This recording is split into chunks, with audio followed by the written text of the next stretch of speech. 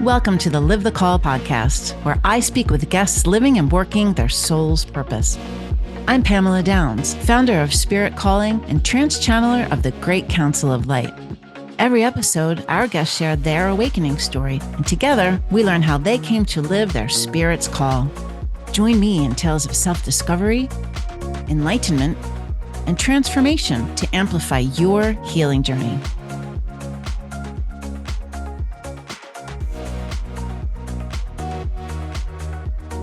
Welcome to Live the Call. Today I'm joined by Melissa Nanavati. She's an author, speaker, and relationship architect, helping high performers create peaceful, fulfilling relationships without sacrificing their drive.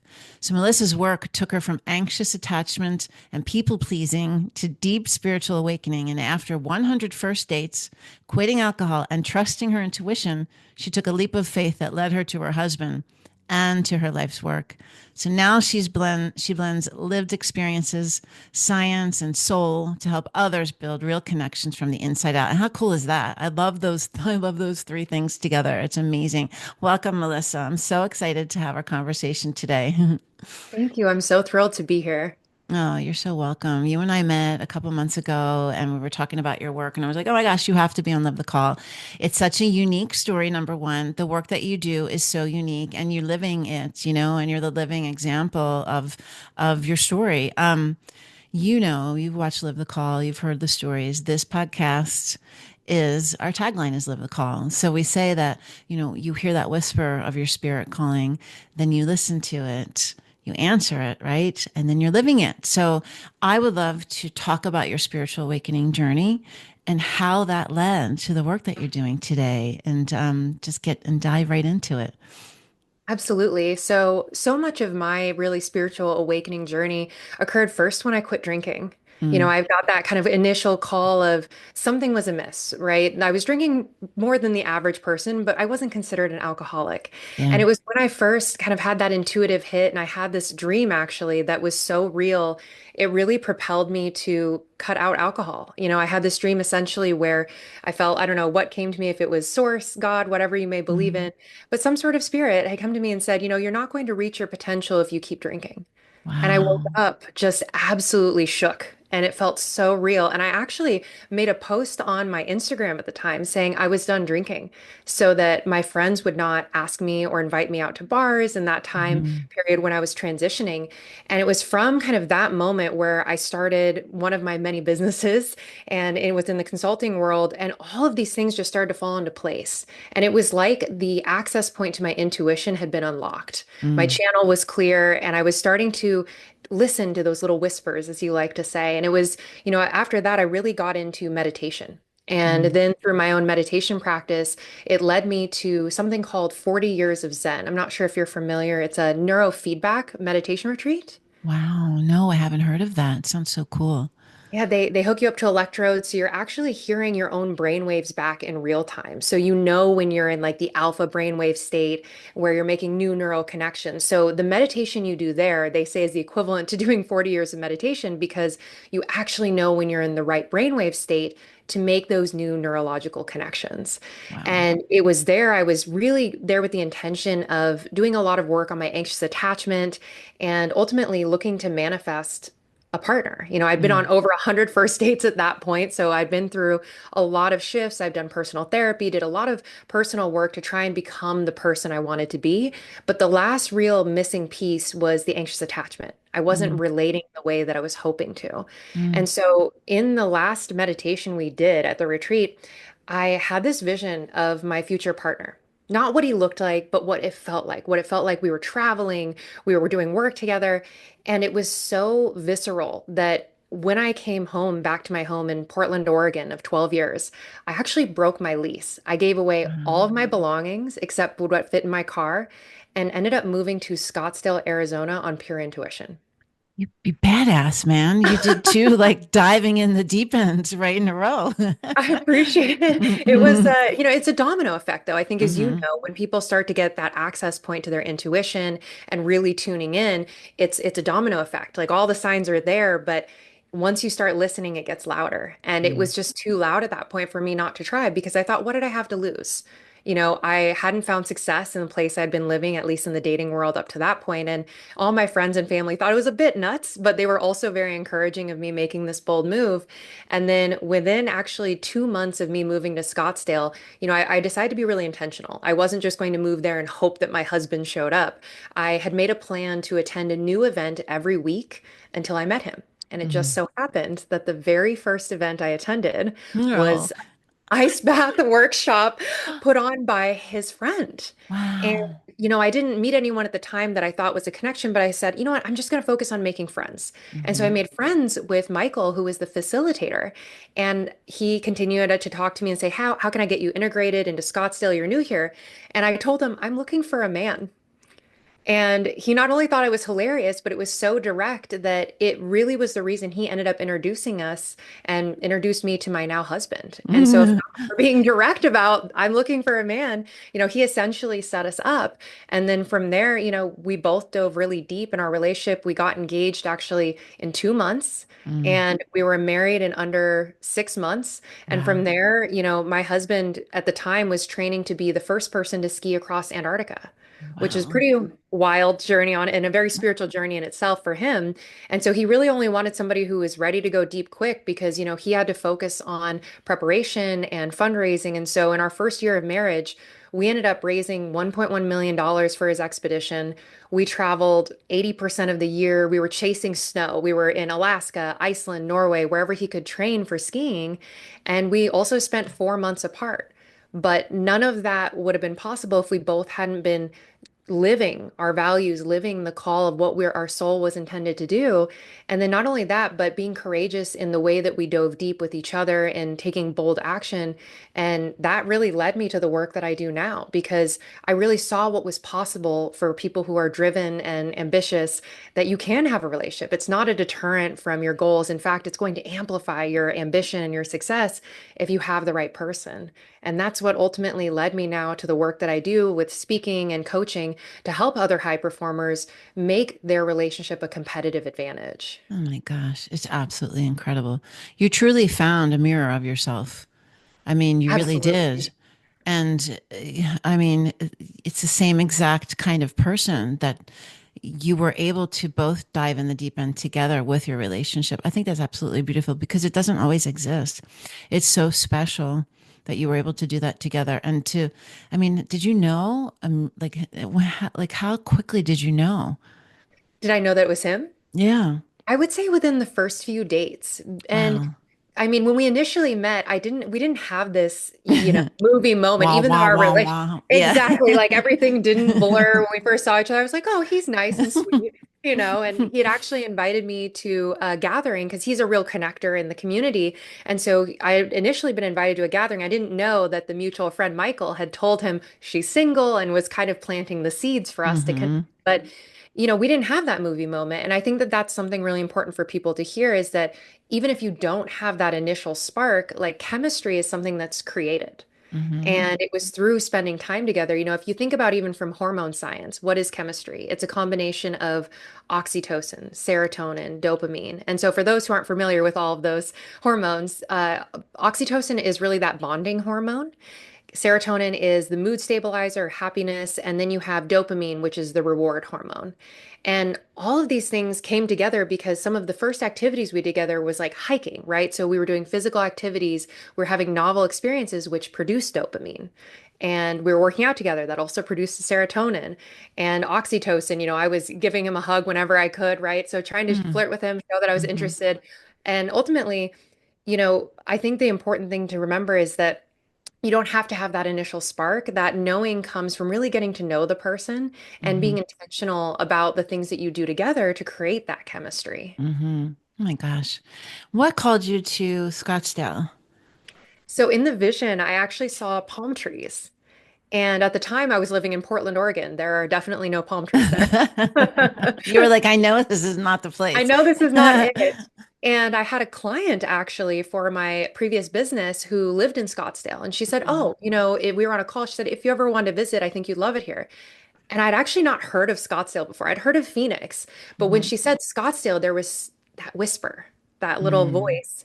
And I thought, I think this is it. So I started researching Scottsdale and I looked around and I found a place and I thought, I think I need to at least try going there. It Hmm. could be somewhere else, who knows, right? Because the visions aren't always so clear. Like I had no idea what he looked like. People always think, "Oh, you knew what he looked like." And I said, "No, not at all. I had no idea what he looked like, but I knew what it would feel like being around him." Yeah, and the energy of him, obviously. And you Exactly. were calling that in. I mean, you were manifesting. It's already there. You were aligning to it, right? So Mhm. every step that you took was bringing you closer and closer towards each other. I just want to go back a little bit. What do you think that you learned about yourself on those 100 first dates? So on over 100 first dates, the biggest thing I It's learned crazy. was actually about how to like manage your own expectations and treat every experience as an opportunity. Hmm. Because I would say people always ask, didn't you get discouraged?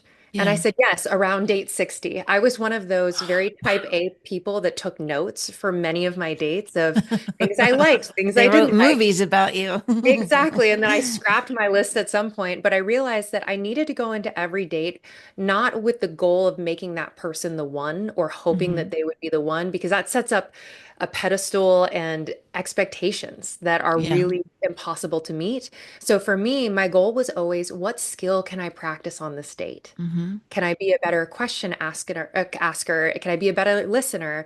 And so going in with the attention of how do I make this a great experience no matter what? And so for me, it was really learning how to do that and how Mm. to manage my own energy and to enjoy things that could be seemingly challenging or disheartening for people. So for me, it was such a practice in resilience. And Mm. that's what I really discovered. I agree. And then you know how people create vision boards and they write down all the things that they want. You were like actually creating it as you were moving through those Mhm. experiences too, because you were saying, no, that's not exactly right. I wish somebody was a little more articulate about this, or I would like if somebody was doing a little more of this in their life, or maybe this person is should be a better listener, or maybe I like someone who's like you're you're creating that wish list sort of also because it's Totally. clarity. It's clarity, it's clarity, it's clarity, which creates alignment. It's so interesting. It's really, really interesting. And I'm glad you said that you didn't get, I mean, 60 is a really high number to like you got it took you a while to get frustrated. You need to write a book. Now you're going to Absolutely. say, I am writing a book. I'm sure. I am actually. It's I funny know you say that. it. Yes, you are tapped in. I see a book in your future and then I see a movie to follow. Funny you say that. There's actually a documentary being filmed about my husband's journey at the Oh same my time. gosh, So, that's yeah, amazing. it's all been in Yeah. a lot of alignment. And to your point about that list, and for anybody listening as well, we actually both created lists. And I Mm, did so many revisions on mine. But ultimately, what I realized was that it was important to just distill down the mm, values mm, and have that be the list. Because when you mhm, start to get into the very superficial, which I think people a lot, I mean, it's hard not to, right? People have mhm, preferences. But both Akshay, my husband, and I, we created lists well, but like 2 years before we met, actually. mhm, And mine had about five or six that were all personality qualities, lifestyle qualities. His were very similar. mm. And when we actually went to look back at our list about a month into dating, we saw we were 100% of each other's lists. Wow, that's And we incredible. we wrote some specific things too, because both of us Hmm. don't drink. So even Hmm. sobriety was a really important thing that we shared. And so there were Wow. some really unique things on the list. But again, I just encourage people, if you are looking for a partner, to write a list that is based on not just values like you both want integrity and loyalty, but Hmm. lifestyle. Are you Hmm. playful? How do you like to engage in the day to day? And those are ultimately the things I've discovered, not only through my own experience, but through the research that actually makes for long-term compatibility. Absolutely.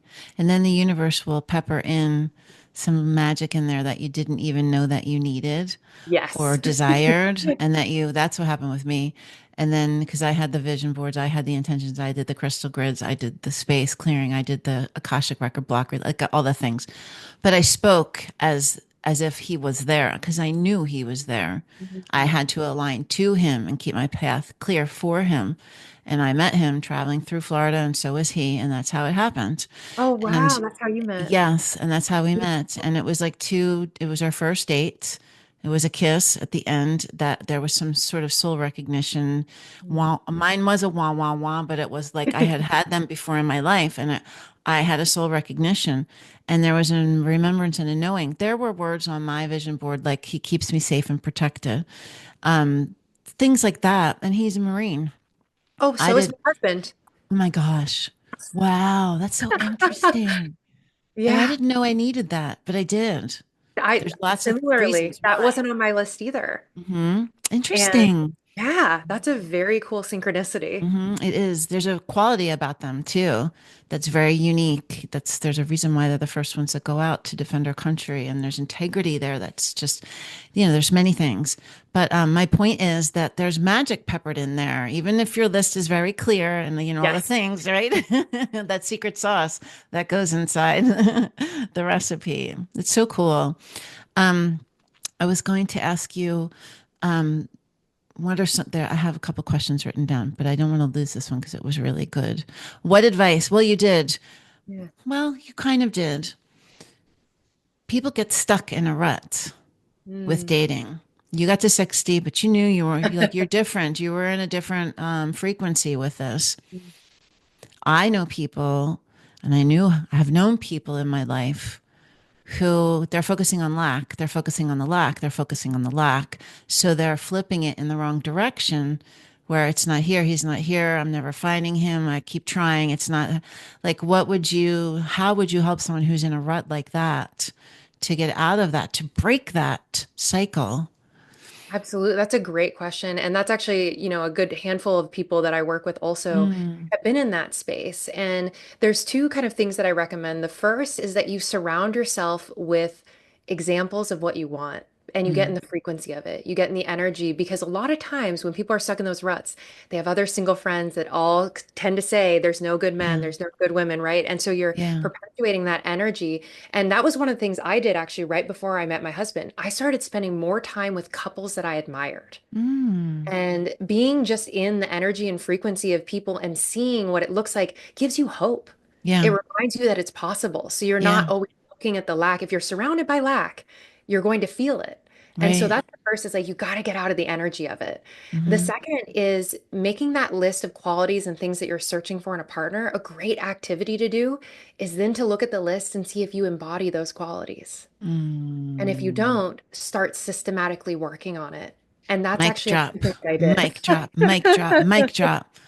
That's a hard one. It is. It's a very hard Hmm. one because one of the things I wanted was I wanted a man who was very secure, but I was very insecure. So Mm. that's why I went to that meditation retreat. I went in with the very specific intention to work on anxious attachment because I couldn't expect someone secure to want to fill that part of me. I had to fill that part of me first. And again, that Mm. doesn't mean you can't meet somebody who's complementary or to your point offers, Yeah. skills or qualities that are different than your own. But if you're in a huge place of lack even within yourself and you're seeking those qualities because you don't possess them, and that's the place to start. Yeah. And so those two things alone. And then the third is to date outside of your type. I Yeah. cannot stress this enough Mm. that even if it's not the person you're going to end up with forever, just dating someone different than what you normally do is going to really help expand what you even want or help you decide that you don't want certain things. Hmm. So, breaking away from your type is one of the best things you can do. Again, even if it's just as a learning experience, because it will open your mind and start to open what you feel is truly possible. Yeah. The realm of possibilities. That's really true. I did that. I forgot that I did that. Oh, you did And that I, as I well. actually did Wonderful. that with David because he wasn't my type. I had never been with anyone in the military and Mhm. he was all these things that I didn't know. I wasn't Yeah. familiar with, but I loved his talk track. I liked his words. I could see the opportunity in what he said, which felt really in alignment. But also I dated right out of my marriage, someone who was much older Hmm. and it wasn't about love and it wasn't about, like long term. It was about, I asked the universe for someone who who I could have fun and adventures with and I could travel. I mean, that's exactly what I got. Like it's very interesting. But there's, like you said, there's so much there. How will you know what's there if you don't allow yourself to be able to tap into it, to dabble in it, to experience it, to like create a new picture of what it is that you're forming? You have to. You have to be Exactly. open. Hmm. Yeah, and it's that openness, and I think that to your point, that's how you get people out of the rut is, Yeah, and that's true. that all feels so difficult at this moment. Even just doing some things outside of what you normally do, do some things that scare you, just a Hmm. little bit. Try a class in something that you don't even think you will like, because it will expand again Hmm. your muscle of courage. And I think the thing to remember is that a lot of this stems from fear. Yeah. Fear of rejection, fear of what's not possible, but you don't have to make the fear go away in order to act because Mm, courage actually doesn't exist without fear. And of right. course, you're going to be afraid trying something new, dating someone new, getting out of your comfort zone. But the more you can practice the muscle of courage, I think really will have that ripple effect throughout your life and throughout your romantic life. Wow. This is so interesting. I have a question. We're going back to the beginning because you said about the anxious attachment. Mhm. Do you think that alcohol helped you serve that anxious attachment? Do you know what I mean? Like get rid of the anxiety or the anxiousness that you had and help you when you alleviated that alcohol need, face it, like face on. Yeah. Yeah, absolutely. And I think for me, the drinking was actually related to being confused by how empathic I was. I think Yes. a high number of empaths end up dependent on alcohol because it was the only way I could shut off feeling so much of what was going on around me. Very true. And it actually perpetuated my anxiety. I was clinically diagnosed with an anxiety disorder. I was Hmm. medicated for many years until I quit drinking. Hmm. And I think that did it soothe it temporarily? Yes, but it also perpetuated it. Mm. When I did a lot of research into the science of how alcohol affects you, I mean, even when you quit drinking, you don't actually experience any of the benefits neurologically until 6 weeks after your last drink, Wow. which is a really long time. It So is. it really, my temperament changed, even without everything else, by eliminating alcohol. Like 6 weeks after, I started to notice effects and my anxiety lowered. But yes, Mm. it soothed it in the short term, but it was actually perpetuating the anxious cycle for sure. Wow. Wow. That's incredible. I think that a lot of people can relate to that. Hmm. They can understand that that liquid courage or, I need to relax. I have so much going on. It helps bring me down and it becomes, become dependent on it. And This, understandably, I mean, it's mm-hmm, very socially accepted. And again, mm-hmm, there are people who moderate it well, but as somebody who is very empathic, wanted to be more tapped into my gifts, like that was my access point. If I mm, had not quit drinking, I don't think I would be half as intuitive as I became and be able to, move on intuition and do all the things I did because my whole temperament changed. yeah. So that was really profoundly impactful for me. Absolutely. And then it brought you to the work that you're doing. You wouldn't have Yeah. been able to receive that guidance and that understanding, inspiration, and the direction to move forward in your life so that you could help others. So talk about that, how that whole thing unfolded. So actually, only a few weeks into my husband and I dating, I mean, he was speaking a lot about the upcoming journey because he was, planning this expedition across Antarctica for 3 years before we met. And so he was training essentially like an Olympic athlete and speaking on podcasts and stages. And 3 weeks into us dating, I had attended one of his events and I actually got pulled on stage by the event organizer and was interviewed about our relationship because the organizer had had him speak the day before and said, "What kind of woman would date you?" Essentially. And lovingly, he's a Yeah. great now good friend now, but he wanted to understand how we made this decision, how we went deep so quick. So for me, it was getting invitations early to Mm, speak about our relationship. Even the news coverage as he was leading up to his expedition, it was covered in the Times of India, the Economic Times, and I was doing a lot of the interviews for Akshay while he was out there or he was training. And what was interesting is the interviews ended up being more about our relationship. than even the expedition. And that was the point of fascination for people. So the call got so loud that I could not ignore it. Mm-hmm. For me, I had done many years of speaking in a different kind of arena. And so the transition, I knew that I always wanted to do something that was going to fulfill my soul, something in personal development that was always calling to me. And I poured through every relationship book I could get my hands on for years. And I knew that at some point I want to do something in that arena because that would feel more fulfilling to me. And so when the opportunities just kind of continued to domino their way into my life, I realized I had to make the switch. Mm. And it was like, I always say this phrase, pray then duck, Mm. because things come so quickly, they'll hit you Yeah. over the head. And Mm-hmm. it was amazing. The moment I had made the decision, this is the path I want to be on, I had done business coaching, but wanting to transition to this type of work and working with people in their most intimate relationships, it was almost instantaneous. It was the speaking opportunities presented themselves, the one-on-one work with people that I really wanted to help support presented itself. And it was combining a lot of the research I'd done for myself, now just applying it in a different context. Yeah. And so it was, yeah, very similar, just following the nods, the nudges, as I like to say it, the 2x4 being flung at you of like, it's time.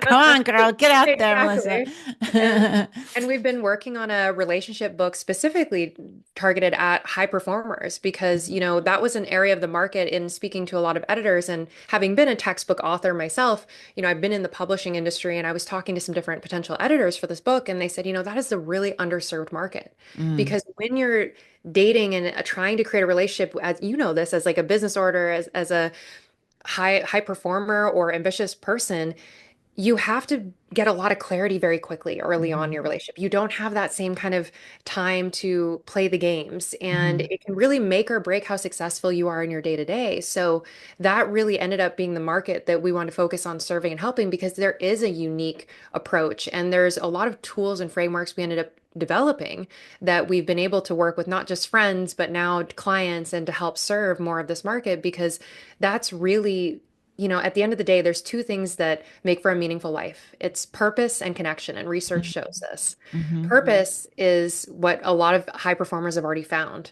Connection, whether community or what have you, is the other piece that can really tip the scales and make you more successful in your day to day. I just think this is so fascinating. And also, like you guys, you're so successful and such high performers that just in your lives, just in the way that you show up in your lives, you're so intentional that you don't have a lot of time. So all of that, of course, would be applied to your relationship. I mean, and so those personality traits, like you were doing all of the research. Every time you were with those loving couples and getting that example, you were writing your course, you were writing all of the things. It's really interesting. It's really interesting. So tell me like how you work with people. I'd love to for people to kind of dive in to understand that. Absolutely. So a lot of the content I share for free on social and because for me it's about giving this information. Like if someone wants to work with me to really accelerate their transformation, I love to work with them. Mm. But for me it's about sharing this information because I just want it in as many hands as possible. So a Hmm. lot of the work I've been doing has been speaking on stages, on podcasts, but for actually one-on-one work, there's two ways that I like to work with people, especially high performers I've found that are actually the most effective. And one of those is VIP days. It's Mm. like the crash course, intentional day, yes, exactly. Hmm. Give you the tools, the frameworks, there's an intake form, all of that. But really meeting in person and diving deep and doing the work and giving them the frameworks and tools to set them up to go and implement it. Because what I Hmm. find is that, yes, I do take on one-on-one coaching clients, but what's more effective a lot of times, especially for couples, if I'm not just working with a person who's single, but a couple, is to do that deep dive and then be Ooh. access and a resource afterwards. Ooh. So VIP days and then one-on-one coaching I also offer as well. And that's really baked based on what the person needs. Because what I Yeah. find again is you don't necessarily need to meet every week. Like the time Hmm. it takes to actually implement change, whether it's in your dating life or relationship life, is usually several weeks at a time. Hmm. So VIP days is really the primary way. And then to your point earlier, where actually my husband and I are co-creating a course that is both from the male and female perspective That's in beautiful. the relationship that we're going to be releasing at the end of May of 2025. Mm. I love that. I love that you're doing that together. It just makes sense. And this is just the beginning of what you're going to do together. Like you're just at the beginning. It's beautiful. I have a question about high performers. Yes. You know, do they have a hard time finding the time to prioritize that emotional connection because they're just not used to it? When you're a vision and purpose-driven person, you kind of are putting that at the top of everything that you're doing because that's really what you're thriving on is Mhm. creation and success. It might be maybe hard for them to put that emotional connection first. Do you find that? I find that there's a lot of limiting beliefs around it, around the amount Okay. that is necessary. So Mm, to your point, the idea is that you have to take your eyes off the prize right, in right. order to build connection, right?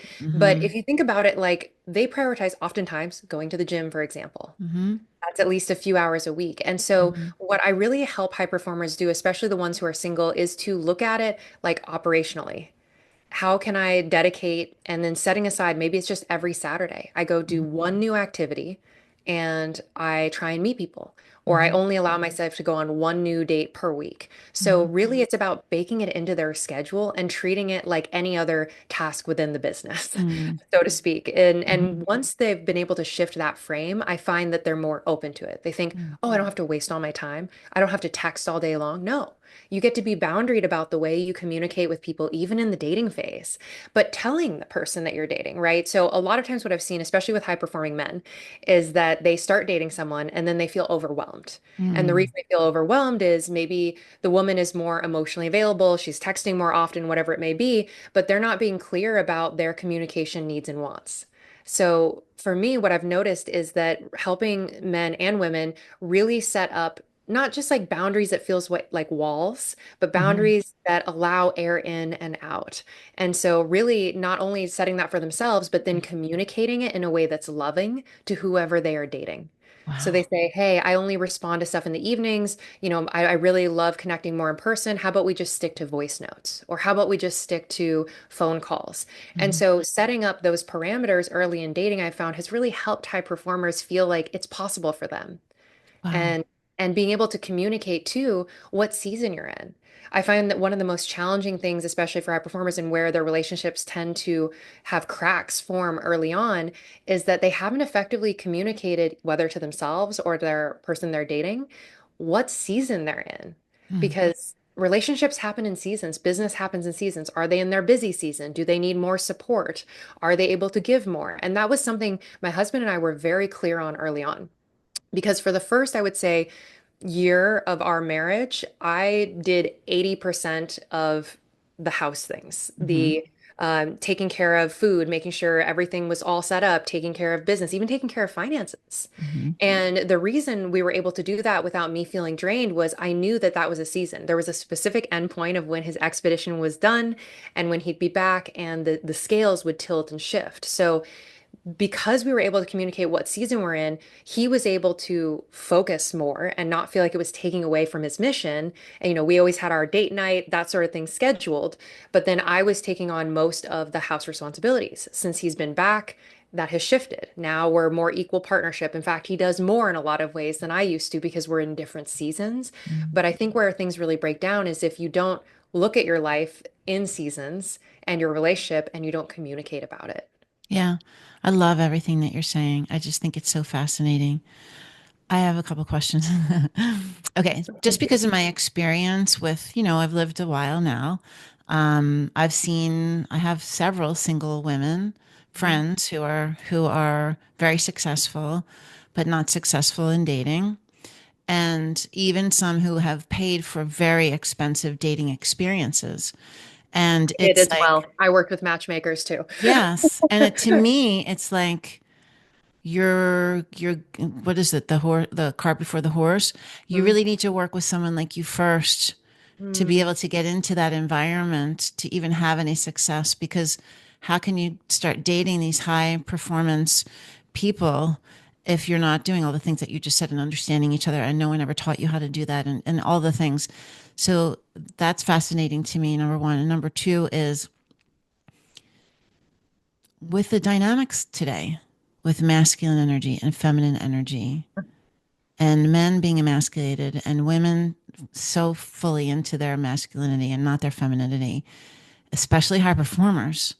It's like, how do those roles and how does that energy fit into this dynamic? Like, it's interesting to me.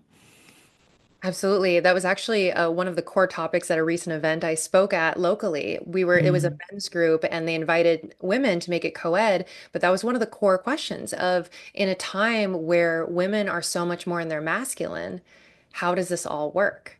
And the biggest piece of advice that I give to women, especially that are high performers that are struggling that is it's still okay to make the first move. I actually asked my husband, who is a Marine, mhm. on our first date because I had heard on a podcast him say that he was more afraid of asking a woman out than going to war.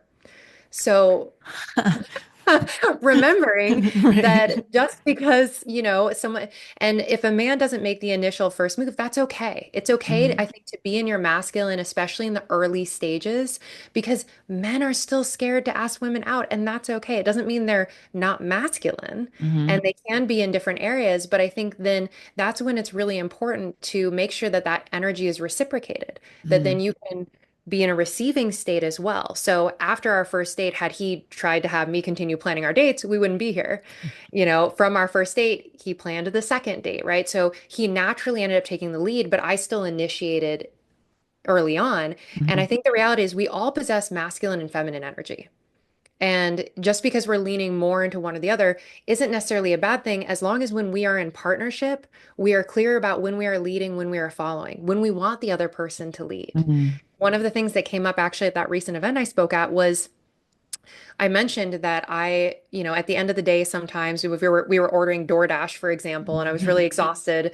My husband would say, "What do you want to eat?" And I said, "Actually, the thing that would be most supportive for me right now is just if you picked the restaurant." And it was a mic drop moment at the event. And even the other organizer said, I wish people were more clear about that. So the message is be clear about when you want the man to lead or follow. And mhm. if he's somebody that can match you, that can match that energy, that he is capable of leading, telling him exactly what you want will get you exactly what you want. Because I think we end up in this kind of frustrated cycle where we stay in our masculine, especially in dating, because we haven't effectively communicated to the other Mhm. person that we would like them to take the lead Yeah. and vice versa. So I think that there's a lot more opportunities just to be direct about what we want and what would make us feel most supported. And that actually allows, ironically, women to step more back into their feminine is Yes, just a simple request. it's true. I've learned that. This has been an interesting relationship where I've learned a lot about those things where I didn't have this type of dynamic before. So I get to I learn didn't about either. myself. Yeah. Yeah. Yeah. Right. I get to learn Mhm. about myself. I get to learn about how I respond, how I react, and how to communicate what I need.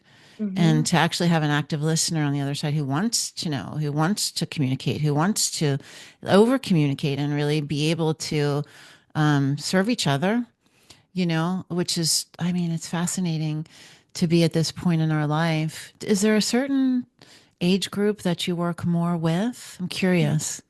Yeah, I work with a wide range. I mean, anywhere from very late 20s, I would say, like 28 or so, Mm, up to, I mean, I've had clients and people that I've worked with that have been in their 50s. So wow. there's a pretty wide age range.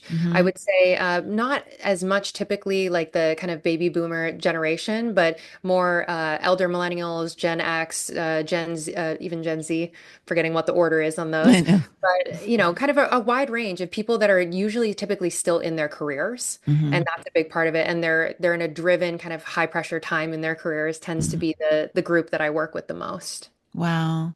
So you got married, you found your partner, and you got married. Have you had couples that have found each other like you and have gotten married? Yes, actually, Yeah. and even before I started doing this work, I actually set up three different friends who ended up either in long-term relationships or married to the Mm, people they were now with. So one of my favorite things, I mean, I had met someone at a networking group because I'm always keeping an eye out right? Right. I even Matchmaker. client or not, I think that we should always make our friends our matchmakers. To your point earlier about people who are investing in matchmakers, I think matchmakers can be great, to your point. Hmm. I think that there's Hmm. absolutely value in that.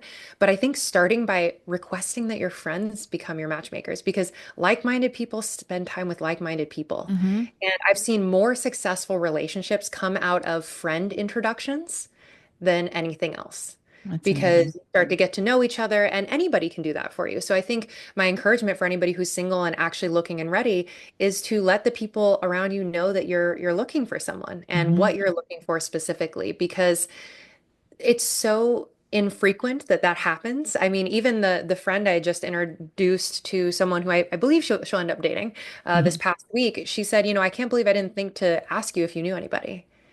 And there's a Oh my whole new gosh. quality to What? that. I mean, you'd be the Yeah. first person I ask. I'm going to ask you. So keeping an eye to that, though, I think that, there's so many opportunities, and especially as you expand your network, just being very direct and intentional about it. I mean, it can be scary, but the worst thing you hear is no. Hmm. There's a certain energy too, though, what you're doing that's, Mm, I think elevated in frequency. And so there's a certain individual that aligns with that. And so I guess the success rate is going to be higher because of the intentionality behind it. And I could tell that you just love it so much. And you're such a beautiful example of what happens when you choose to move into listening to that inner voice, taking the dives in the deep end, and kind of being a badass about like really understanding what it is that you want with everything, not just with your relationship. You're so articulate and beautiful, and your work is so profound and important right now, I believe. you. And people need that. I feel like younger people, and my daughter's going to be 23, Mhm. they're very clear like on what they want their life to be, their Mm, future to be. Like they're no nonsense. They don't put up with nonsense the way that maybe we did when I was her age. And so that falls in line with the world of relationships and co-creating futures together and communication and stuff like that. Um, really I appreciate love, that. Thank you. yeah. Oh, you're welcome. I mean, it's so clear. I love for you to tell everyone where they can find you. You are going to be leading a session inside of the Spirit Calling community this summer. I'm so excited. I Thank can't wait for our you. community members to experience you. But relationships have been a thing. I've been getting intuited with meditations to create for not just the community, for the world. And I actually got I did three immediately, boom, boom, boom. And then I saw a bank of six. And I was like, really? I'm going to do six more. And so I got four in the last 2 days. And Wow. two of them are about relationships. One's about marriage, one's about self love, which is a relationship. And then one is about severed relationships. So, yeah, I know, right? Powerful work. Profound. Yeah, and womb activation. I mean, Yeah, honest to God, it's incredible, which is the feminine energy too, you know? absolutely. So I wonder if the last one is going to deal with masculine energy. I was I just don't thinking that know. too. Yes, I know. I know. I know. We will find out. So tell everyone where they can find you, how they can work with you, all about the things that you're creating in the world. No, I appreciate that. So for me, I've created a lot of free resources for people because, again, I want to get as much of this information to people's hands as possible. You can find me at melissananavati.com, on Instagram at Melissa Nanavati. And if my last name is just too difficult to spell phonetically, an easy way to find me in terms of website would be peakperformancelove.com. So PEAK and then performancelove.com. So it redirects to my site, Melissa Nanavati. And similarly on Instagram, if you search for that hashtag, you'll find the work that I'm doing because it's all about having love that powers your peak performance. So that's Mm, really the core of what I do. And from my website or from Instagram, you can reach out, get those free resources, as well as request whether it's a VIP day or just a quick mm, consult to see if we'd be a good fit together for one-on-one work. And then again, in May, end of May, there will be a full-blown relationship course that will take you from if you feel like you have no prospects to early stage dating or relationship. And if you are in a relationship, it'll really help you get the tools and frameworks for how to have courageous conversations in your relationship, get in alignment, and do all the things that we've talked about on this episode. mm. So those are the core ways to work with me. And then, if folks folks have a podcast, I'm always open to more opportunities just to share. And this is one of my favorite ways to share information. So always open to that as well. Oh my gosh. Well, I'm so grateful that you came and you shared your story with us. And I want to thank you for being here with us today. It's been a pleasure. And I want to thank our listeners for joining us. And I want everyone to remember, until next time, every moment you get the opportunity to listen to your spirit, answer it, honor it, and always live the call. Thank you for tuning in. I hope today's episode sparked insights for you on your healing journey. If you're searching for support and connection, you should join our community at spirit-calling.com. Spirit Calling is a like-minded community of spiritual individuals learning, sharing, and growing together every day. No matter what you're experiencing in your journey, you'll find resources and a community to support you along the way. Until next time, keep listening to your internal guidance and stepping into your spirit's call.